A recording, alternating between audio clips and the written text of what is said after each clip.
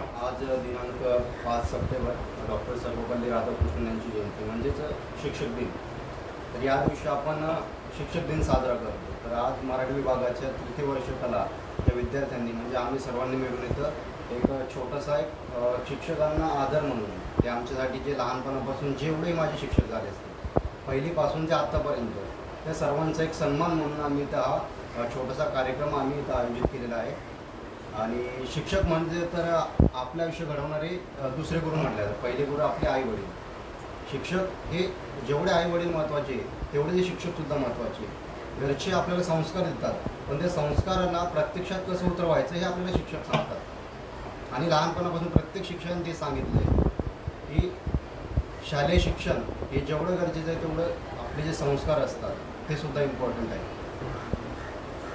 आणि आज ज्या टायमाला मी या महाविद्यालयामध्ये आलो त्या टायमाला समीर सर नंतरून त्या टायमाच्या ज्या मिस होत्या जगताप मिस त्यांनी पण आम्हाला त्या टायमाला खूप काही चांगल्या गोष्टी शिकवले, मार्गदर्शन भेटले, प्रोत्साहन भेटले.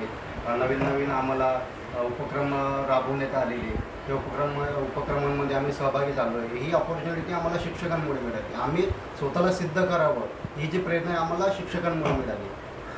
आणि तसंच आमचे धनंजय आंबेडकर सरांमुळे मागच्या वर्षी जो मराठी राजभाषा दिनानिमित्त कार्यक्रम झाला तो खूप छान अशा पद्धतीने झाला. सरांचं जर त्याच्यामध्ये सहभाग नसता, सरांनी जर पुढाकार घेतला नसता तर एवढा चांगला कार्यक्रम हा झाला नसता. तर सरांचं क्रेडिट त्यांना दिलंच पाहिजे.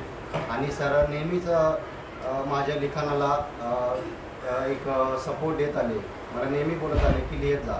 तर तुषार सर याच वर्षी आले नवीन आहे पण तरीही ते आपलेसे झाले एवढ्या कमी काळामध्ये. तर त्यांचा सुद्धा एक सन्मान आम्ही केला पाहिजे एवढ्या कमी टायमात. एवढंच बोलतो.